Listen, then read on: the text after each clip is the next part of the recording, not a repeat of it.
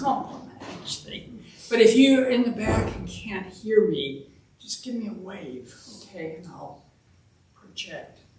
So, my name is Bob McClure, and the series, this 4-week series, I've titled it a 4-week journey of Buddhist practice for daily life. I'll talk more about why this may be different than other things that you learn here, okay? But maybe before we start, or to start, let's do a few minutes of meditation just to settle.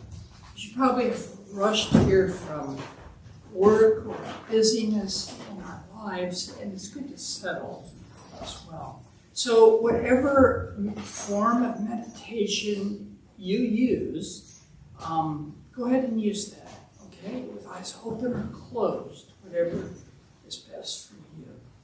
And I'll keep track. Let's do about 5 minutes.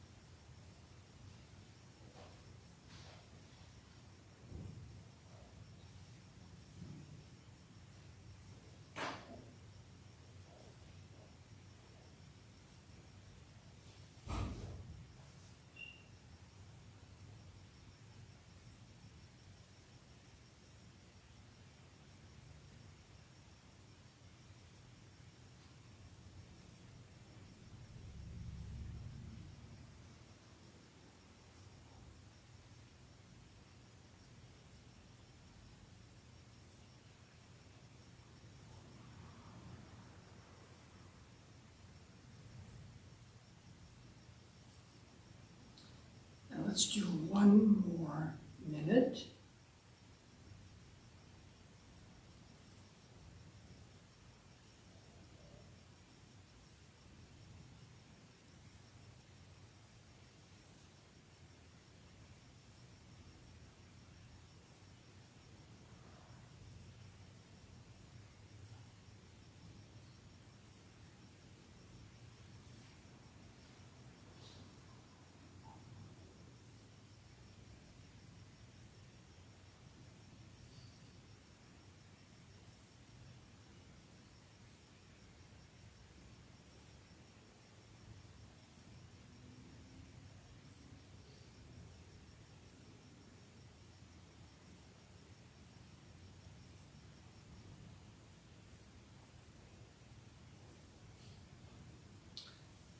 Okay, good work. And the reason I end the meditations usually with a phrase like good work or good job is because meditation is really a training.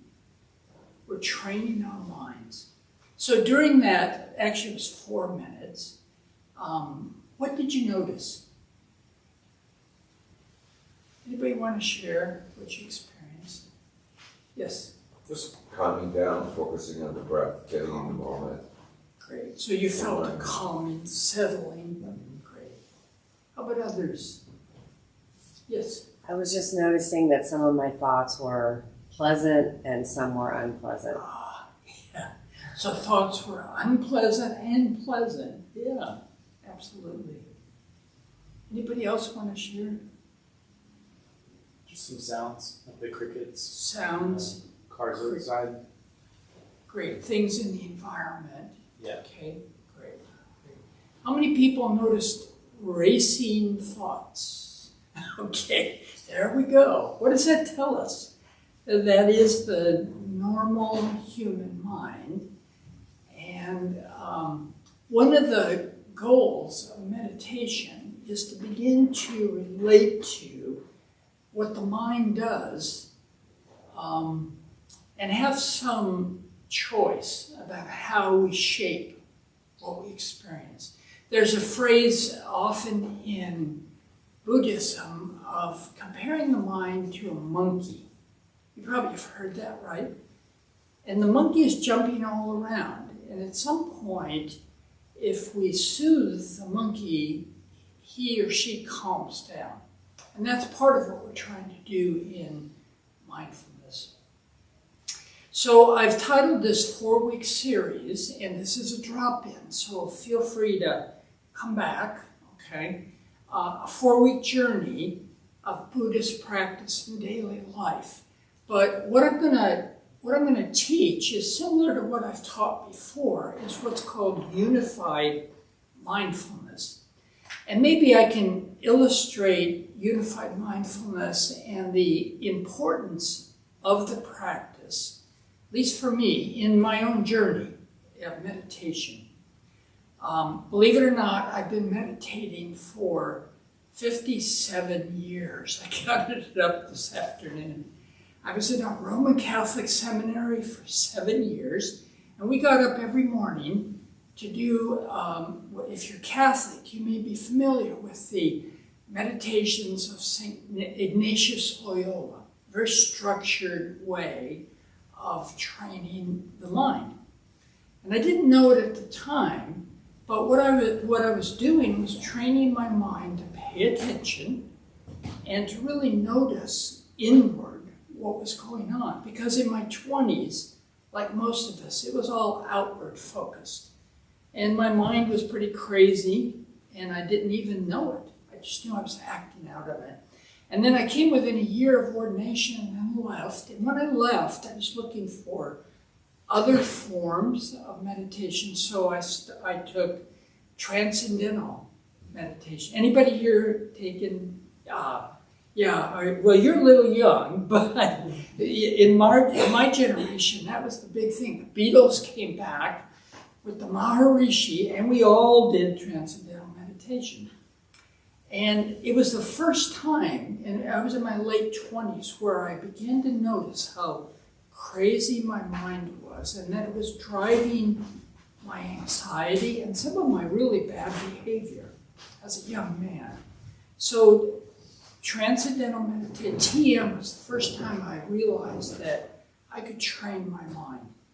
And then many years later, I really started to experiment with a Buddhist practice, insight, Vipassana, and I've done that for 31 years. And then about almost 7 years ago, I came across what's called unified mindfulness, and I'll talk a little bit about what that is and why it's of value. And that's really the predominant form that I'm trained in now, and then I use all throughout my day.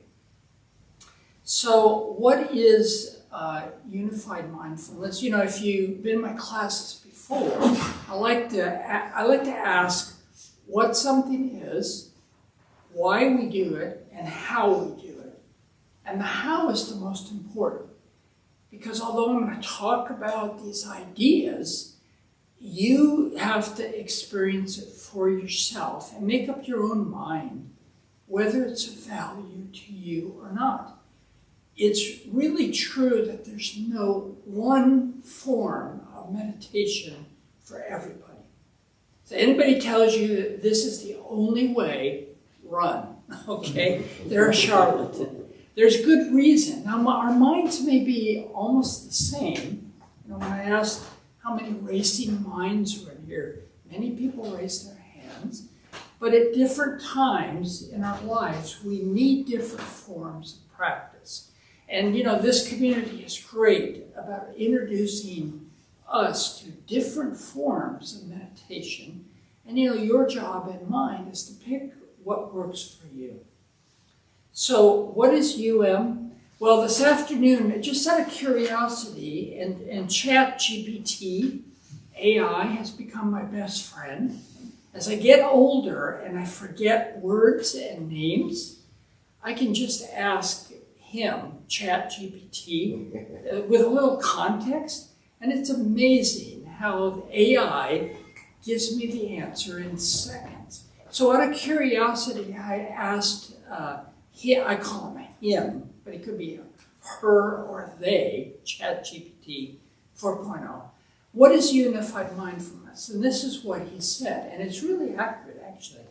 Unified mindfulness is a comprehensive and secular mindfulness system designed to enhance mental clarity, emotional resilience, and overall well-being.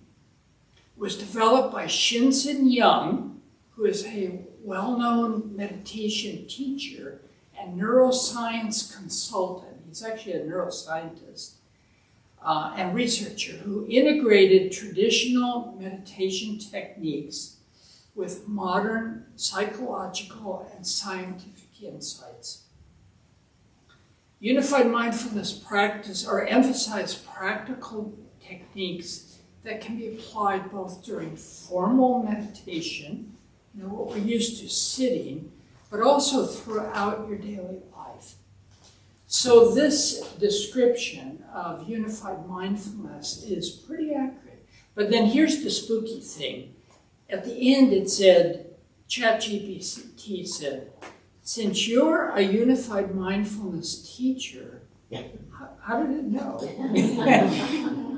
I'd be happy to explore any other aspects if you just ask me. So, you know, AI is really with us without a doubt. But I thought that that was a really good explanation of unified mindfulness.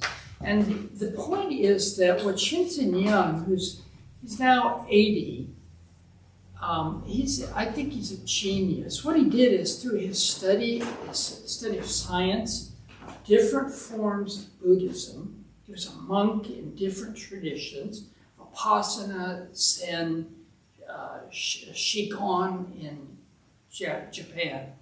What he did was come up with a sensory-based system that could be applied to any practice that you do. Any form, whether it be Buddhist or Christian or Muslim, or if you're an agnostic and have no spiritual practice, you can still do it. And when I was teaching it, you know, I retired from Sharp Healthcare after 20 years. When I was teaching physicians and nurses and staff, I couldn't teach a spiritual tradition. It had to be neutral. But I could teach this unified mindfulness model. And then what happened is that at times I'd have nurses who were devout Catholics come up after practice and say, I get it now. I can pray my rosary and actually pay better attention and feel it. Or evangelical Christians who will come up and say, you know, I get it now. God wants me to pay attention when I read the scriptures and pray. So this practice has helped me be a better Christian. And then including the agnostics and atheists who said, I want none of that spiritual stuff, but I need a way to practice that gives me the same benefits of developing my life and also teaching me to pay attention. So what I want to suggest to you is what I'm going to teach these 4 weeks. You can learn and apply to whatever practice is right for you in whatever tradition. Okay? So that's the what is unified mindfulness. The why, as I just said, it supports any kind of human development, that any practice you have or training, I mean, if you want to learn to play the piano, your practice, your meditation, mindfulness practice can help you do that, become better. It's also, unified mindfulness is science-based, and they're using this model that we're going to learn tonight and through these 4 weeks at places like Harvard, Carnegie Mellon University, University of Arizona, UCSD to some degree, because it's so precise. And when they put you in a functional MRI, you can describe your meditation experience precisely, and that's helping them begin to map what's happening in the brain. Whereas traditional forms, you know, if you do traditional practice, you could say, well, I'm thinking or I'm feeling, but that doesn't map to something precise, okay, in terms of research.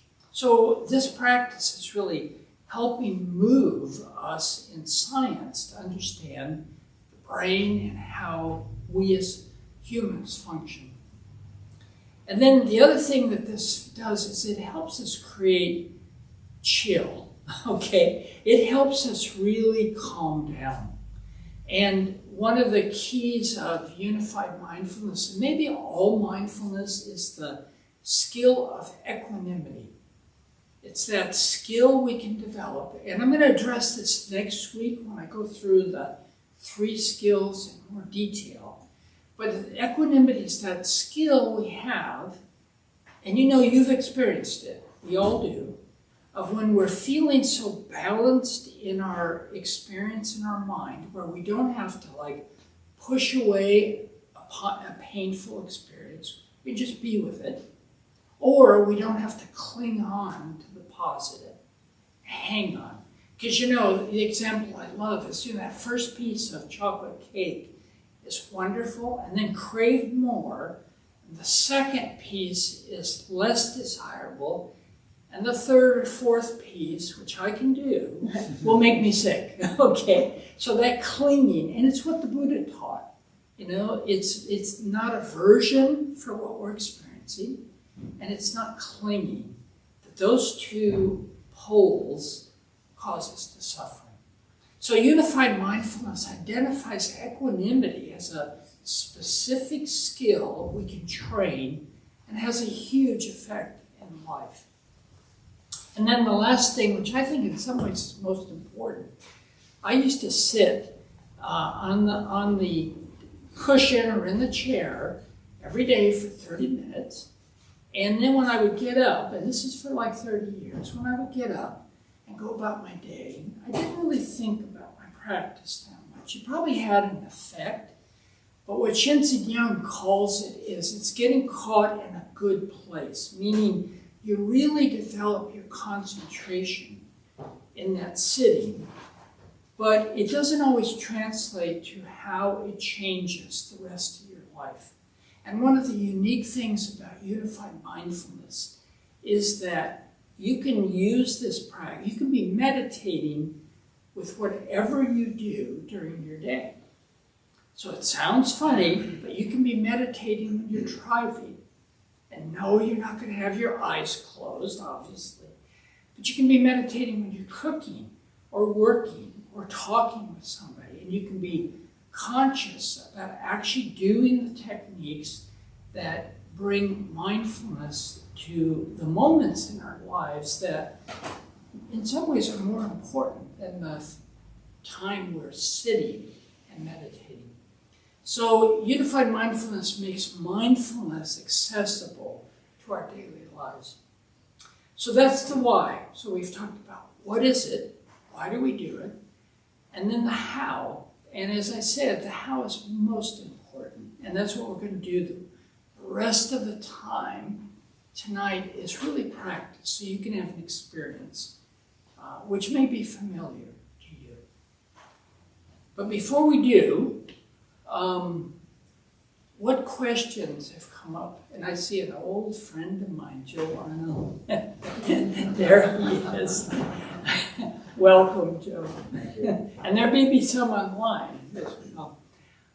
What questions have come up for you with what I've said? Or objections, better yet. I love objections. Yes? I attended your last series, and we talked a lot about see, hear, feel. Yeah.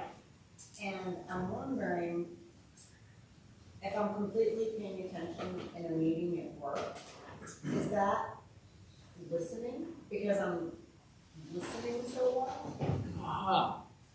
So what you're asking is, in previous classes, and we're going to do it tonight, the 3 sense categories, see, hear, feel. So if you're sitting in a meeting and you're listening, what is that? Is that what you're asking? Yeah. Yes. I mean, that's an area I am bad at. Ah, Multitasking is horrible. yeah. And I'm just wondering, you know, when you tell us to practice, in a meeting, am I doing all 3? Because or what am I supposed to be doing? Yeah. Well, I assume you're supposed to be listening, right, or participating. Now, what the mind may be doing is you might be listening to the boss, and then you shift your attention to you see somebody walk in the room, right? And then you go back to hearing, and then you hear something you don't like, and you feel something, right? So all those see, hear, feel, sense categories can be going on. And when you recognize that you're drifting, you're moving all over, you may make a choice. And this is where that skill of concentration comes in, that we're really going to talk about next week. But concentration is the ability to choose what to pay attention to that you think is important. So as you get distracted by people coming and going, you may make a choice when you're in a meeting. Okay, I'm going to bring my attention back to hear the speaker. Does that answer your question? Yes.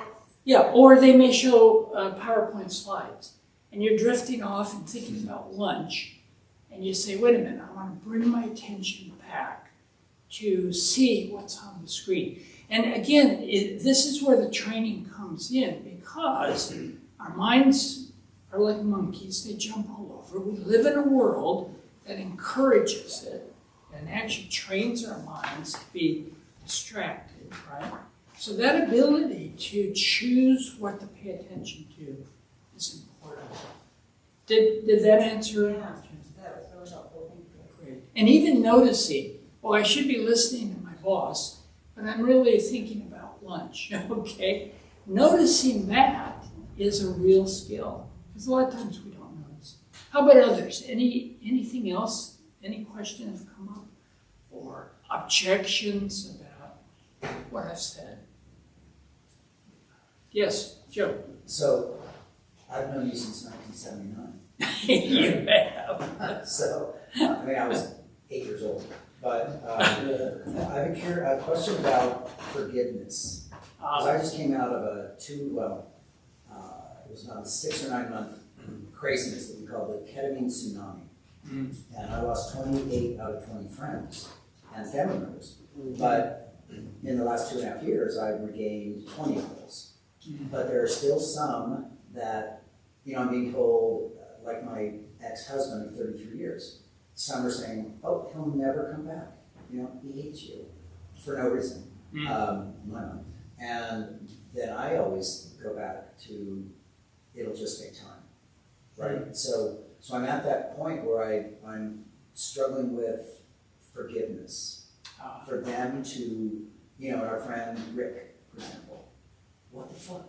How in the hell could you reject me when I didn't really have any direct impact on you? But I reached out, and I showed him everything blah, blah, blah. So the term is, with see or feel, is forgiveness. Right. Well, so one way to think about these qualities like compassion, forgiveness, loving kindness, gratitude. You know, we talked about these in the last series. And, you know, some people refer to these as qualities of the heart.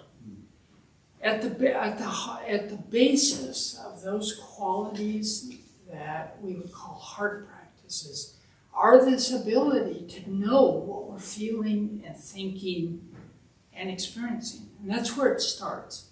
So we don't really have time to explore forgiveness itself. But what I would say is that the more mindful, the more you're aware of what you're experiencing, you then are in a better position to not be caught up in what you routinely think or what you think you should be doing. But you have the freedom to decide what's the best thing to do. Okay? So, you know, what we're going to do tonight in practice is a foundation for all those qualities and make us better human beings. Any last question before we start the practice? Okay, so let's go ahead. If you were here in the series before, you've been through this, but it took me a while to get it, okay? And one way to think about this, this way of thinking about mindfulness is it's a sensory-based system. And to keep things simple, we put all of our experience into 3 simple categories: see, hear, and feel. See, hear, and feel. And what I'm going to do is let's do a little bit what I call a tour of the senses, so you can kind of experience this for yourself. So there is see in and see out, hear in and hear out, feel in and feel out.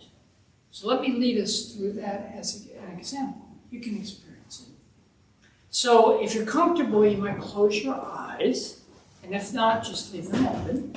Doesn't matter. And so this is see, and picture your favorite food. And notice if it pops up in your imagination. And you might even notice where it does. We'll call this image space. And for some people, it's right behind their eyes. For some of us, for me, it's on the right side of my head. And you might even take your hand and kind of wave it where you experience it.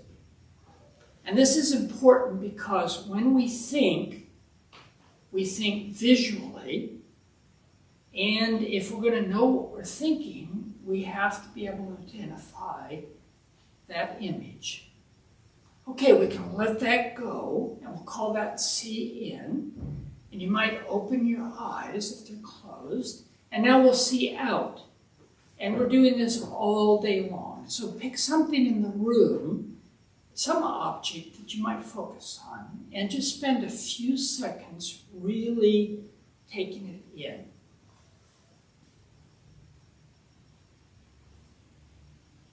And we'll call that see, just like we just saw the image of our favorite food.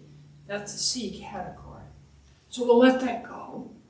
And now let's do hear, and it's the same thing. There's a hear in, and one way to identify that, have it pop up, is recite your phone number to yourself and listen as you hear yourself say it. Can you hear yourself? And you might notice where you hear it. And we're going to call that talk space. And people, again, have different places in their brain. Some people, they hear between their ears. How many people heard it between their ears? Okay, so a few. Some of us hear it on right or left sides. Okay, or both. Yeah. So right around your mouth? Yeah, really? Okay. Yeah. And, you know, wherever you heard it, you can call that your talk space. And the reason it's so important is as you get more and more precise about your mindfulness, your awareness of what you're thinking, again, hear in, okay, then it's important to be able to recognize, oh, there it is. It's popping up. And we can also hear out. So for a moment, listen to all the sounds that are around us.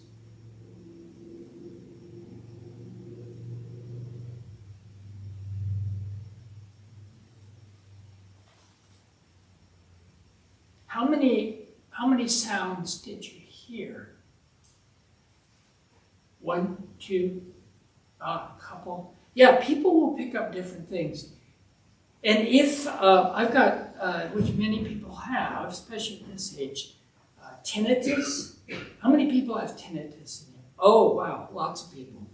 You know, as you know, it's what it is. It's a buzzing in the ear, a ringing that's there all the time.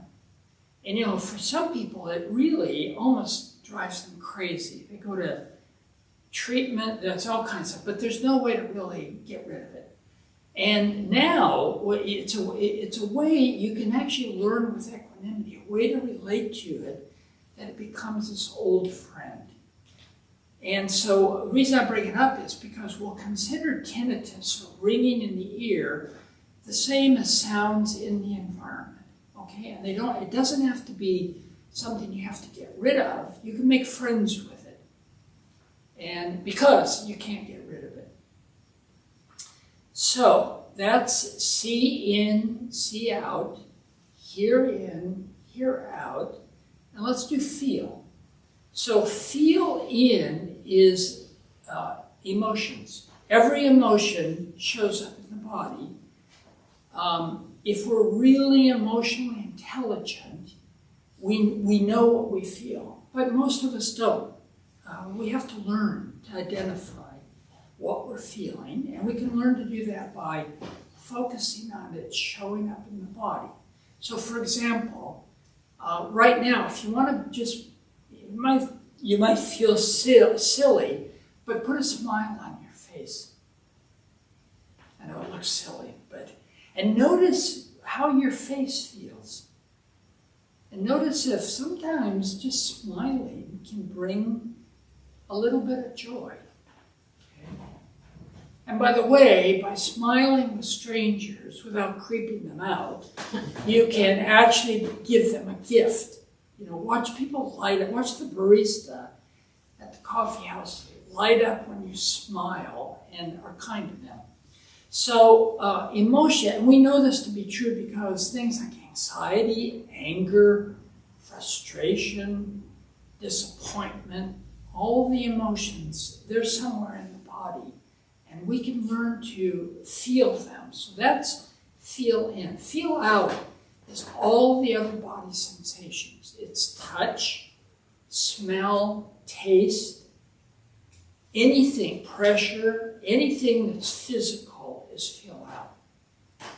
So is this clear? We've got see in, see out, hear in, hear out, feel in, feel out. Can anybody think of any human experience that is not covered by see, hear, feel?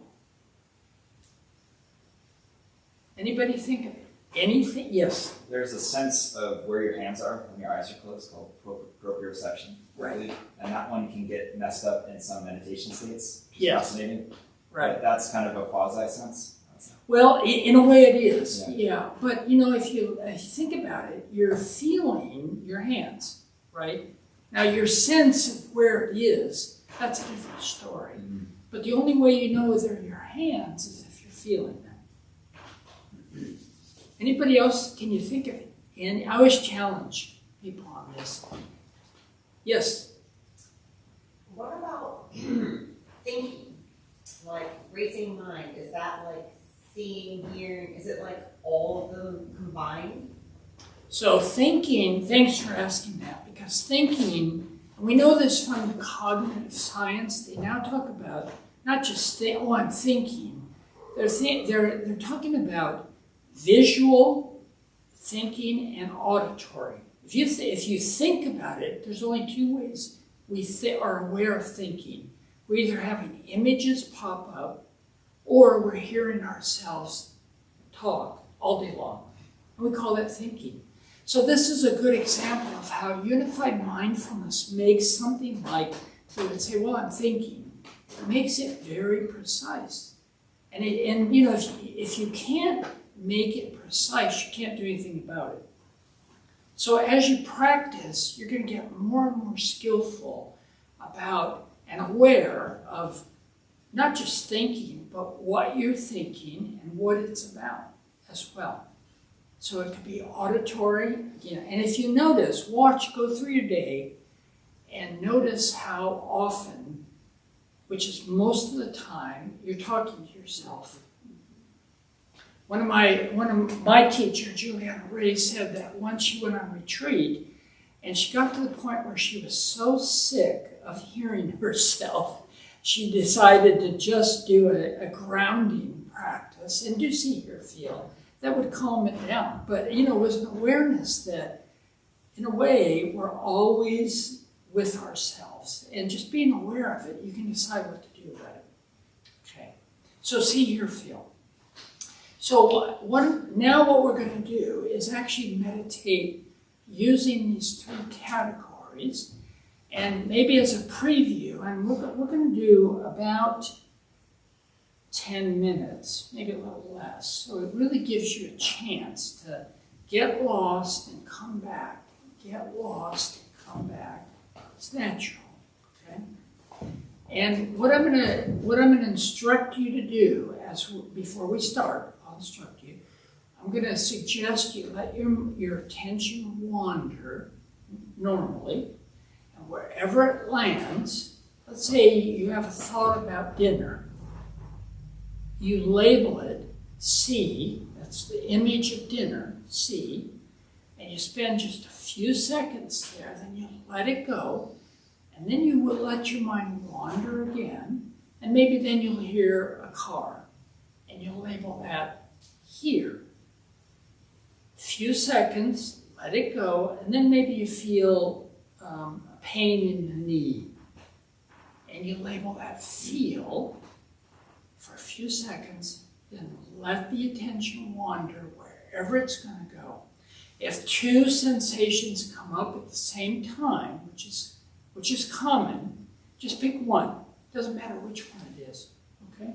So if this isn't clear, I'm going to guide us. And remember, when you get lost, just keep coming back using the labels see, hear, or feel. Okay? Yes? So I've often been coached to do, you know, hey, I have a thought, put it on the leaf goes down the river, you know, like that sort of thing. Right. Is that useful for this, or is it complicating it? It complicates it because what you're doing is I'm having a thought, but what's the thought? Well, maybe it's maybe it's an image, or maybe it's a auditory. And then the next thing is you notice an image of going down the river. You can label it that, but you don't want to encourage that because then you get lost in thinking. Does that make sense? Yeah, no, I mean, it didn't. I've never had luck with that anyway. Right. So. You know, me too. They told me to do it, but it didn't work. Yeah. And again, this goes back to there's no one way for everybody. Do what works for you. Okay? So let's assume a mindfulness posture. And the reason posture is important, and you can feel this, if you stretch up, you can feel how much more alert the body is. But now relax your shoulders and your jaw. So lengthen and loosen. And you're creating a posture that allows you to be alert but relaxed. And that really helps mindfulness. And you can do this with eyes open or closed, whatever's best for you. And now allow your attention to move freely. And when it lands and you notice, see if it's, notice and label, is it C, in or out, hear, in or out, or feel, in or out. Spend a few seconds and let it go and let the mind wander to what's next and label that.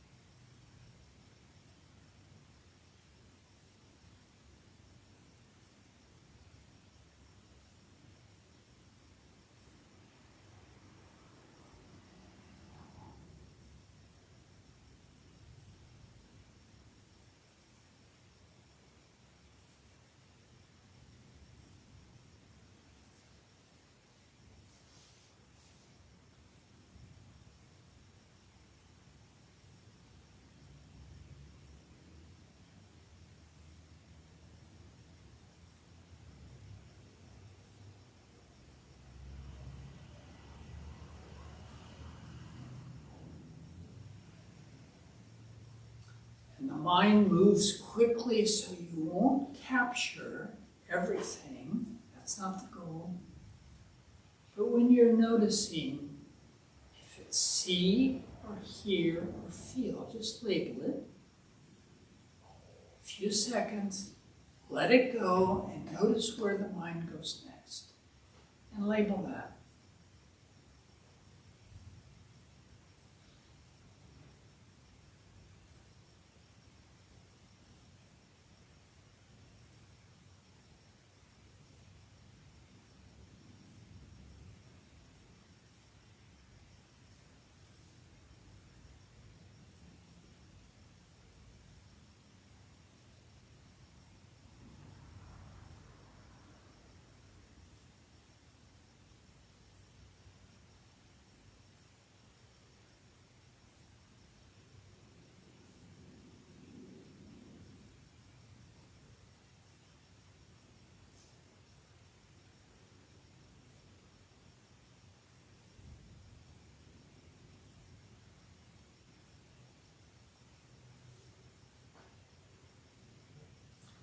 And an additional instruction is, if you can, make the labeling at a steady pace. So it might sound something like this. Feel, hear, feel, see, at your own pace.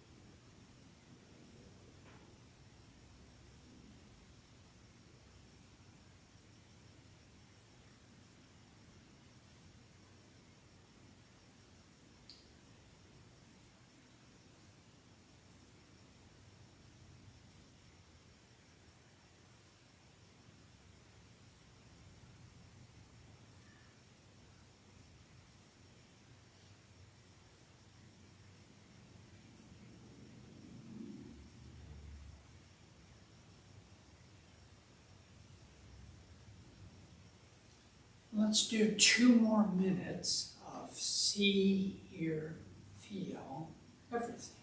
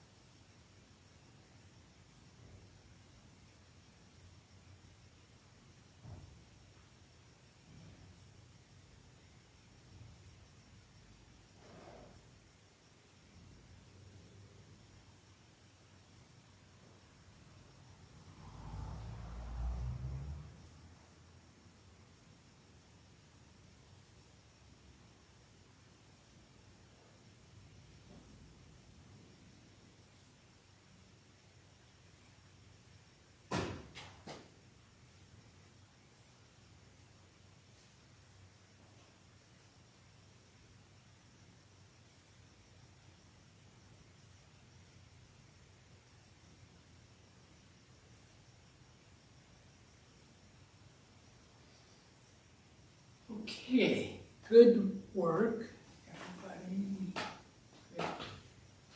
Good training. You just were training your mind. So what happened? Anybody want to share what happened? Yes, Joe. Got lost in thought. How'd you know? Just awareness. It's like, well, this has been going on a bit. I'm supposed to be seeing or feeling. And so I just recognized it, thanked it for its service, and then got back to the breath. Right. And then felt something else. I switched modalities. Okay, how many people got lost in thought? Yeah, most of us do. And I'm not being a smart aleck, but when I ask, how do you know, it's because you either had an image pop up or you heard yourself talking. That's thinking. Yes? I noticed the thinking that wasn't prompted, that just came up Ah. naturally, it seemed to be more wispy and more in my head. Whereas Yes. when I said my phone number, it felt like more on my tongue, like I was trying to say it. Different place. So there's really neat to hear you break up thought in those two modalities. I've never really heard that presented that way. So it's a really interesting thing to play with. Yeah, isn't that interesting? Yeah. Cool. You know, this practice opens up an understanding of our own mind in a way that really can be helpful. And that idea of thoughts pop up, we all experience that. We like to think, we choose what to think about, and sometimes we do. But most of the time, thought just comes up.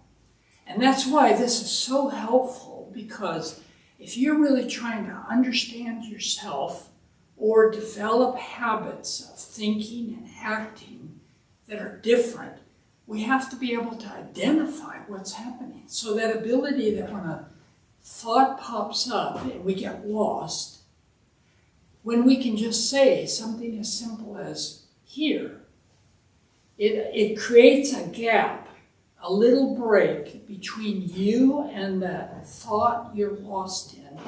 And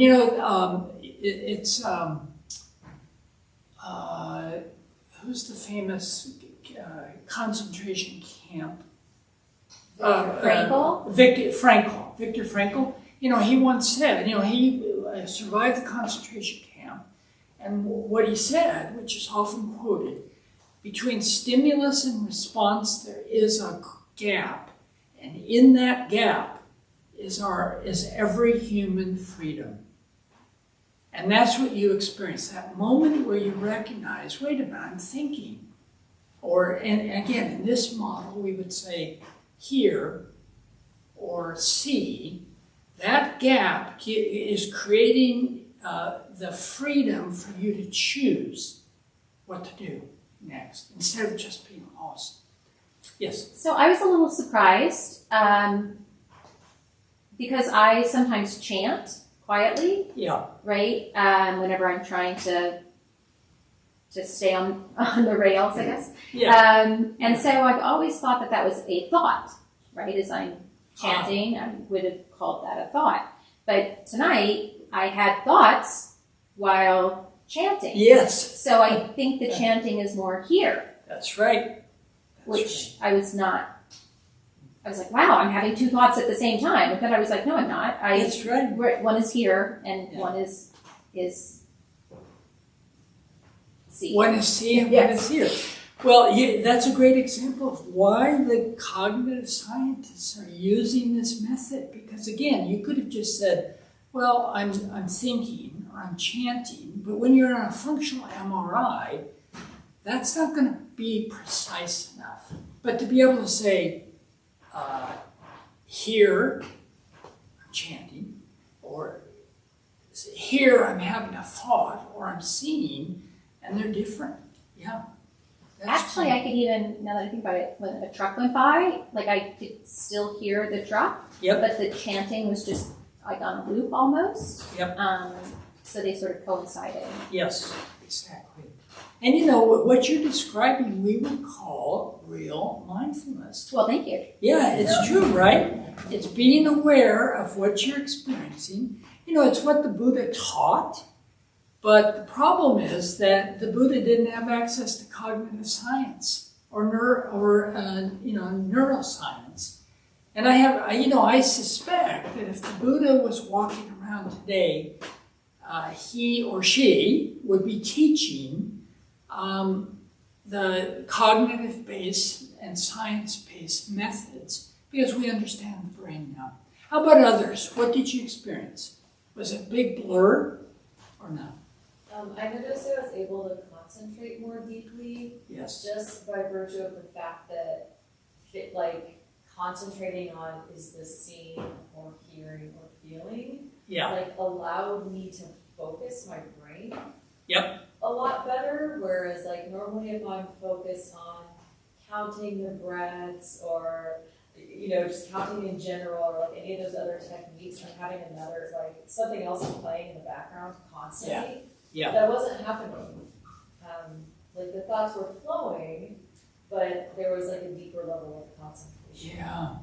Well, and then what we're going to talk about next week is the 3 mental muscles that we're developing. And the first one, and it's huge, is concentration.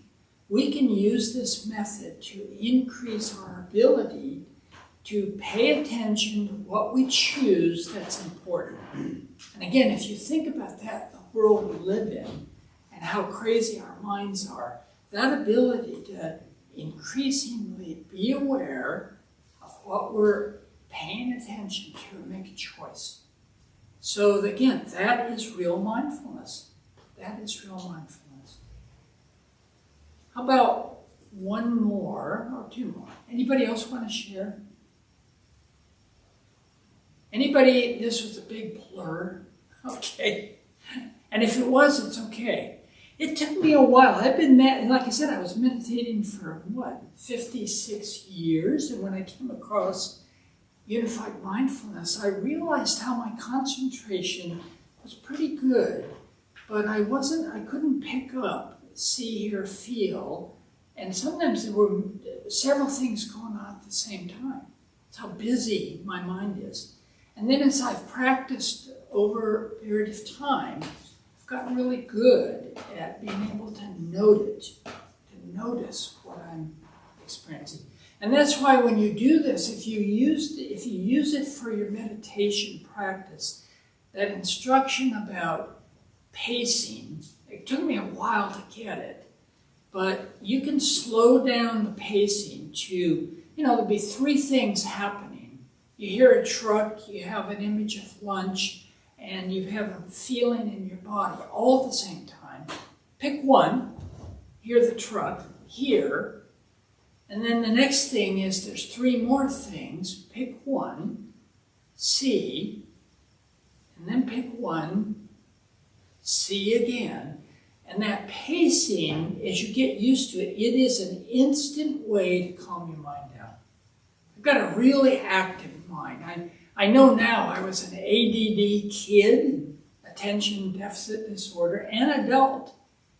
And I'm pretty lively, and I think really quick.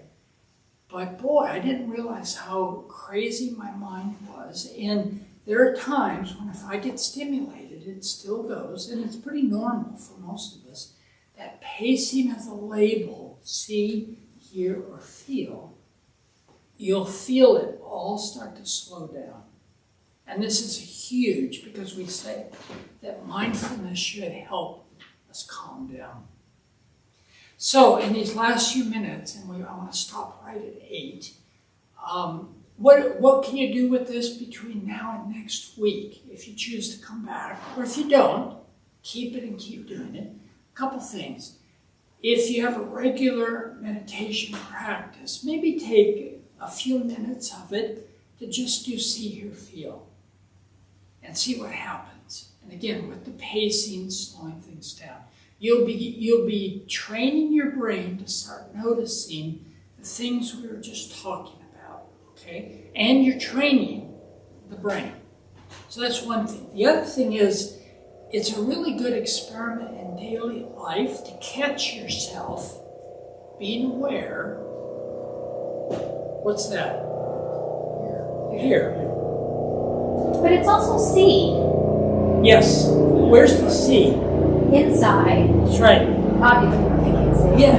But no, many of us may have a picture of a plane based on, so we can see, I mean, we can hear, we can also see. Inside. So it's really fun. Well, I don't know if it's fun, but it's good practice to do this when you catch yourself in daily life. Just start noticing, am I seeing right now lunch, okay, or the tree? Am I hearing right now the plane? Or am I, chattering to myself? Just label it.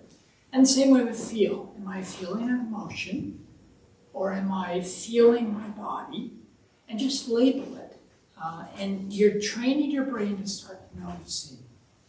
And then there's two other things you can do. One is the Unified Mindfulness website, unifiedmindfulness.com, has many resources, but there's a little training called the Core Training. It's free. It's really fun. It's kind of cartoon-like, and it helps you start to understand and practice with these techniques. So you can do that for free, and that's a training. And then the other thing is a gift to you tonight from just to you, from Carnegie Mellon University and Equa Health, which is doing the research on this model. So there's an app called the Equa Personal Trainer.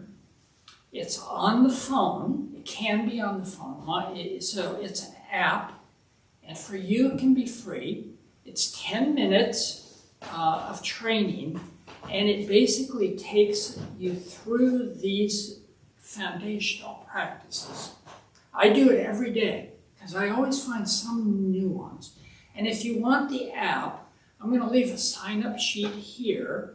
And if you want to leave your name and your email address, and I will send you the instructions for downloading the app on your phone. And you'll need a code. But then you can do this training. It's 10 minutes a day. At Sharp, when we launched it, it was 30 minutes. And I said to them at Carnegie Mellon, nobody's going to do it. No physician, nurse, busy people. They're not going to do 30 minutes. You got to crank it down to 10. And they did. And it's actually a better training. It's more precise. And it's my teacher, Juliana Ray, who's got a beautiful voice. And it is a real training. So I'll leave the sign-up sheet here if you want to do it. Give me your name, email, address, and I'll get it out to you this week. So we're 1 minute. Next week, as a preview, we're going to continue to work with See, Hear, Feel. But I'm going to highlight the other part of Unified Mindfulness, which is the 3 skills. Concentration, clarity, and remember I mentioned equanimity. And what we find is that you can identify those 3 brain muscles being trained by this method. And we'll talk more about that and actually experience it next week. So thank you so much for your good attention. You were using the skills tonight, whether you knew it or not, unless you just fell asleep, which is okay. We need that too. But please come back, okay? And before we end, we have the guardian of the temple. That's what I call him. Okay. Give us an announcement. Okay. Your names. Thanks, Tom. Hey everyone, my name is David. I'm your host tonight. We opened the Dharma Bum Temple 17 years ago to introduce Buddhist practice to those who show up. Those who lead are not monks, nuns, teachers, gurus, masters, and are not looking for students. They are simply practitioners sharing their interpretation of the practice. Every night we have different classes led by different people from various Buddhist traditions. We have a recovery sangha that meets several times a week for anyone struggling with addiction. The food redistribution program meets every Thursday night downstairs at 4:30, where they make sandwiches and hand them out to those living on the streets. We have classes and programs every day, and everything we offer is always free. There's a full schedule on the website and also above the shoe rack in the hallway. There's a lending library. If you see a book you like, feel free to borrow it and bring it back when you are done. Please straighten up your seat or cushion before you head out. There's 2 windows to close. Someone could help with that. Thank you for being here, and we hope to see you again soon. Thank you.